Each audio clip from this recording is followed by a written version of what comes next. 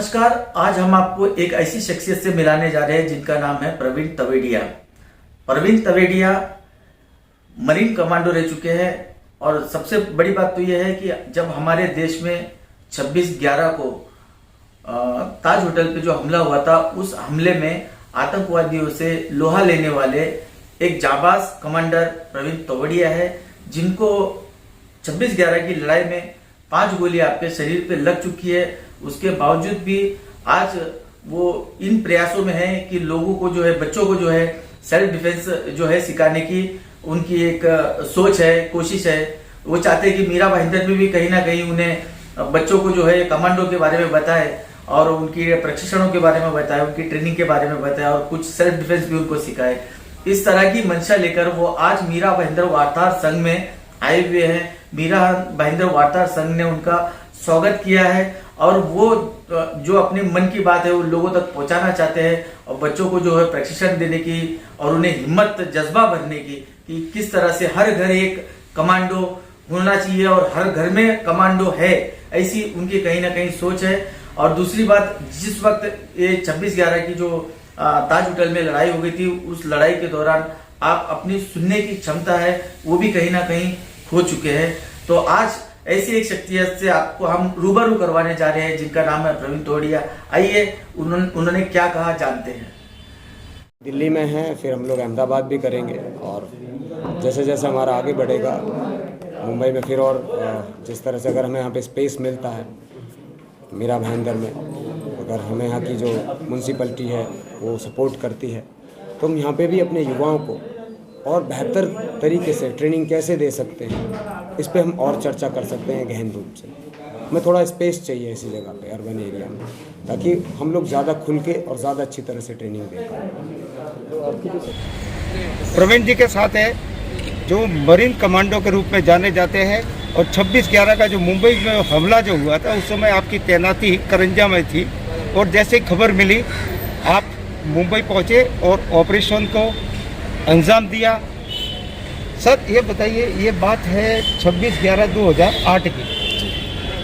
उस समय ये मुंबई में 26/11 हुआ था, उस समय आप करंजा में तैनात थे।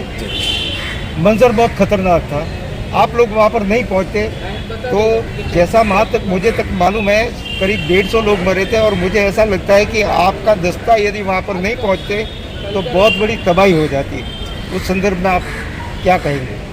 देखिए, जो आतंकवादी होते हैं उनका काम है आतंक फैलाना और देश जो हमारा सोवर्जिनिटी है उसको चोट पहुंचाने है और काफ़ी हद तक उन्होंने इसमें कामयाबी भी हासिल की। और इस तरह के जो आपराधिक तत्व टेररिस्ट, उन्होंने हमें, हमारी सरकार को, हमारे कमांडो डायरेक्टली चैलेंज किया। हमारा काम था अपने देश की सोवर्जिनिटी के लिए काम करना और उस समय पे जो बन सकता है एक सैनिक से पूरी प्रयास करता। सर उस समय आपको 4 गोलियां लगी थी, ऐसा मैंने कहीं अखबारों में पढ़ा था। उस समय आपके 4 गोलियां लगी थी और 4 गोलियां लगने के बावजूद आपने उस ऑपरेशन के किस ढंग से टैकल किया था? जी, एक्चुअली मैंने उसके लिए अपनी एक किताब लिखी है। किताब है 26/11 my encounter with terrorist that day. ये 26/11 की अकेली ऑथेंटिक किताब है जो कि फर्स्ट हैंड किताब है। अभी तक जितनी बाकी किताबें हैं वो थर्ड पर्सन्स ने लिखी हैं, पत्रकारों ने लिखी हैं, लेकिन किसी वॉरियर ने जो अंदर था, किसी सोल्जर ने अभी तक ऐसा कुछ लिखा नहीं है। तो ये किताब अवेलेबल है और 26/11 के बाद अब जो भी घटनाएं घटी हैं 26/11 में, उसके बाद पूरा का पूरा मैंने इसमें अपना जिक्र किया। सर तो उस समय आपको कैसा लगा था? एक सैनिक को जब शौर्य चक्र पहनाया जाता है ना, तो अब शब्दों में बयान नहीं कर सकता। सर आपके गोलियां लगी थी तो आप 5 महीने तक निरंतर अस्पताल में भर्ती रहे थे, क्या ये सच है? करीब 3 महीने तक मैं रहा, मार्च में मैं डिस्चार्ज हुआ। अब ये अंतिम प्रश्न है मेरा। सर ये बताइए कि आपने 2017 में आपकी ये जो सेवा है, इस सेवा से आप सेवा मुक्त हो गए, ऐसा क्या कारण था कि 2017 में आप सेवा मुक्त हुए? मेरा 15 साल का इनिशियली बॉन्ड होता है किसी भी सैनिक का, तो बॉन्ड मेरा ख़त्म हुआ और उसके बाद मैंने विचार किया कि मैं अब जो एक्चुअल सर्विस है वो मैं देश को देना चाहता हूँ। जो मेरे अनुभव हैं वो देश के सामने शेयर करूँ, प्लस अपने जो युवा हैं उनको उस लेवल पे लेकर आऊँ, कुछ ट्रेनिंग उनको दूँ कुछ बताऊं उनको कि आप अपनी लाइफ को और बेहतर कैसे कर सकते सेवतिया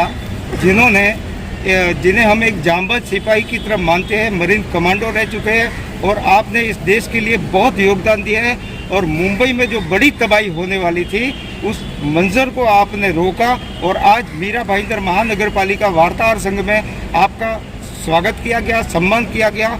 हमें आप पर गर्व है सर। जय हिंद। जय हिंद।